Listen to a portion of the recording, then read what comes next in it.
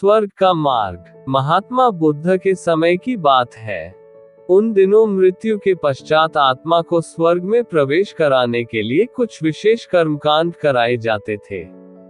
होता ये था कि एक घड़े में कुछ छोटे छोटे पत्थर डाल दिए जाते और पूजा हवन इत्यादि करने के बाद उस पर किसी धातु से चोट की जाती।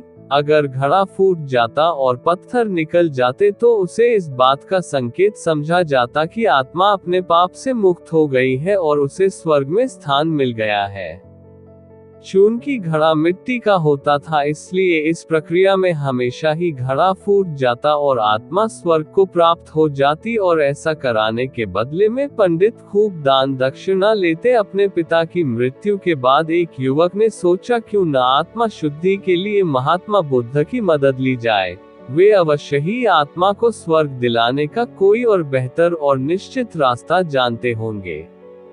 इसी सोच के साथ वो महात्मा बुद्ध के समक्ष पहुंचा। हे महात्मन, मेरे पिताजी नहीं रहे, कृपया आप कोई ऐसा उपाय बताएं कि यह सुनिश्चित हो सके कि उनकी आत्मा को स्वर्ग में ही स्थान मिले। युवक बोला। बुद्ध बोले, ठीक है, जैसा मैं कहता हूँ वैसा करना। तुम उन पंडितों से 2 घड़े लेकर आना, एक में पत्थर और दूसरे में घी भर देना। दोनों घड़ों को नदी पर लेकर जाना और उन्हें इतना डुबोना कि बस उनका ऊपरी भाग ही दिखे। उसके बाद पंडितों ने जो मंत्र तुम्हें सिखाए हैं उन्हें जोर जोर से बोलना और अंत में धातु से बनी हथौड़ी से उन पर नीचे से चोट करना। और ये सब करने के बाद मुझे बताना कि क्या देखा। युवक बहुत खुश था। उसे लगा कि बुद्ध द्वारा बताई गई इस प्रक्रिया से निश्चित ही उसके पिता के सब पाप काट जाएंगे और उनकी आत्मा को स्वर्ग की प्राप्ति होगी। अगले दिन युवक ने ठीक वैसा ही किया और सब करने के बाद वह बुद्ध के समक्ष उपस्थित हुआ। आओ पुत्र, बताओ तुमने क्या देखा? बुद्ध ने पूछा।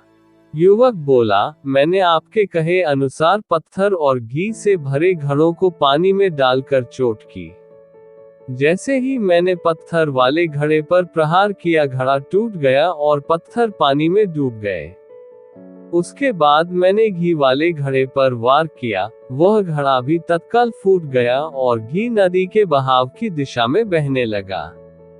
उद्धरण चिन्ह। बुद्ध बोले, ठीक है, अब जाओ और उन पंडितों से कहो कि कोई ऐसी पूजा, यज्ञ इत्यादि करे कि वे पत्थर पानी के ऊपर तैरने लगे और घी नदी की सतह पर जाकर बैठ जाए। उद्धरण चिन्ह। युवक हैरान होते हुए बोला, आप कैसी बात करते हैं? पंडित चाहे कितनी भी पूजा करे ले, पत्थर कभी पानी पे नहीं तैर सकता और घी कभी नदी की सतह पर जाकर नहीं बैठ सकता। बुद्ध बोले, बिल्कुल सही, और ठीक ऐसा ही तुम्हारे पिताजी के साथ है।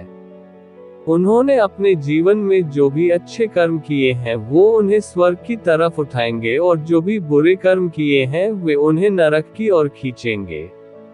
और तुम चाहे जितनी भी पूजा करा लो, कर्म कांड करा लो, तुम उनके कर्मफल को रत्ती भर भी नहीं बदल सकते।